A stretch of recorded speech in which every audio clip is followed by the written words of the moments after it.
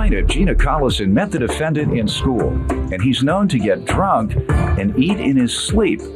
Gina's suing her former friend today because he damaged her bike while participating in a naked bike ride. Defendant John Gulges admits that he sleep eats and says he often wakes up with food all over him.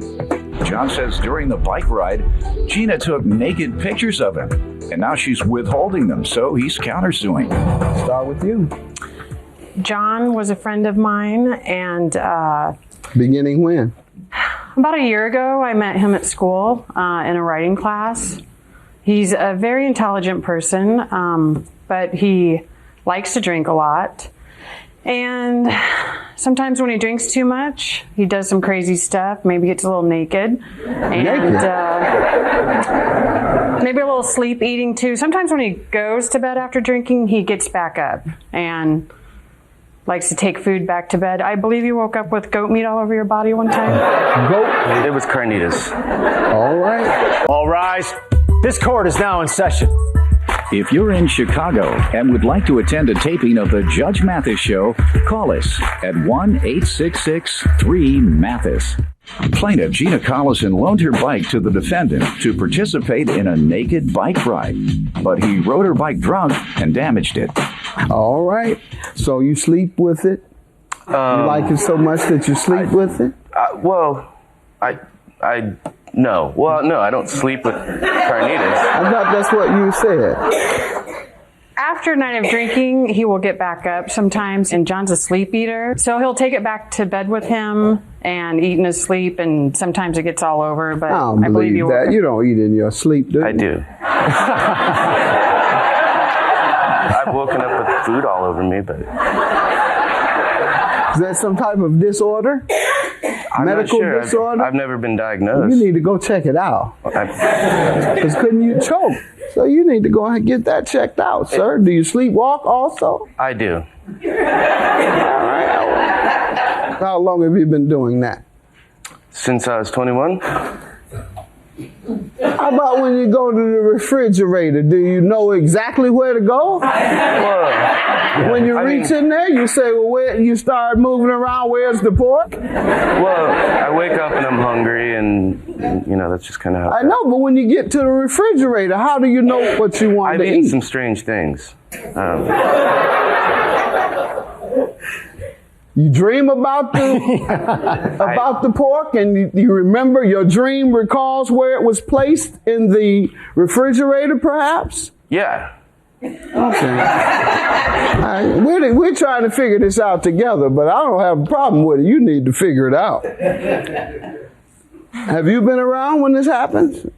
John stayed with me as a house guest when he first moved back to Portland, and he called me the next morning and told me not to eat the cream cheese. And I went and looked at the cream cheese, and there's obviously 4 fingers that had been dragged through it. So he had a little cream cheese snack at my house.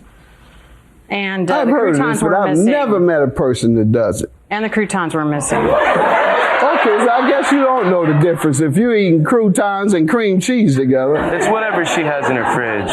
You ever? No, we got to hear the case. This is just so phenomenal. I just can't get off of this. All right, give me some background on your association with the plaintiff. Well, Gina and I have been friends, like she said, about a year. We seem to have a great dynamic. We're trying to start this writing team. We've got a secret club. But this is kind of this club. is. What do you mean? It's called members only.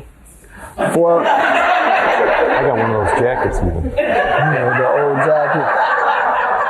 What's the objective of the club? Just social. What do you do? You smoke weed and get high? No, absolutely not. You drink a lot? I do. Okay. Yeah.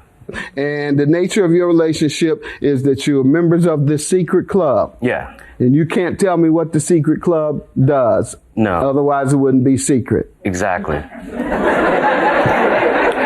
You're a piece of work, sir. You're a piece of work. Let's get to the damages you're suing him for, ma'am. My bike has been damaged.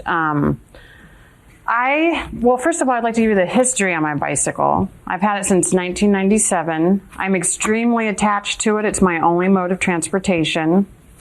In May, John came into my work and requested to borrow my bicycle. Every year they have a annual naked bike ride in Portland where 10,000 people get together and ride naked. Get naked and ride their bikes. John wanted to borrow What's the objective of that? People have different reasons. Some people are making a How statement. many, didn't you say thousands of people? I believe it was around 9,000 this last year. But I think it's a community thing. Some people do it as a statement. Okay. Thousands of people on bicycles, Yes. naked. Yes. Plaintiff Gina Collison loaned her bike to the defendant to participate in a naked bike ride, but he rode her bike drunk and damaged it. Let's move ahead. What about the bicycle? I did not want to loan my bicycle to John. For the naked race? Yes. He with wanted thousands of others? Yes. John pretty much charmed me and begged me over a month. What, he walk up to you naked? I mean, really? How did he charm you, man? He's pretty charming. I'm very charming. When you sleep. Go ahead, ma'am. So he worked me down, and I finally agreed to let him borrow the bicycle. I had 3 rules. 1, the seat had to be covered. Number 2, I did not want him to drink while he was riding my bicycle. And number 3, he was supposed to return it on time. I think the first rule was covered. The other 2 were not. And what are the damages? What occurred in terms first of of damages? all, John buzzed me the next morning around 11 o'clock in the morning. And I came out, and John looked like he had been through a tornado. He had on a pink velvet jacket that was about 3 sizes too small, so his arms were up like this, big ruffles. John said, please don't be mad at me. I haven't even been home yet. I don't know really what happened that evening. But the damages of the bike, and I actually brought pictures. Let's see them. What were the damages and how did he say they occurred? Was this when he said he doesn't remember I think he how it occurred? got on a wreck in the bicycle. He had scrapes on his face. Got you. He's denying, but you can see in the pictures there's paint scraped off. Yeah. The lights were missing. I had already had the tire fixed, but if you notice in one of the pictures, there's a different tire now on the back. They had to just pretty much put the bike together so it was rideable. Sorry, what do you want to tell me? Well, she agreed not to take any pictures of me as I was Of you riding doing by. what? Riding her bicycle naked. All right, and what does that have to do with the damage? Oh, well, I didn't wreck her bike. I mean, she knew that when you're in a nude bike race, there's inherent risk. There's a lot of people and fanfare risk of and what flashing. occurring? Damages to a bicycle, I suppose. Okay. The tire did get flattened. How? I don't remember.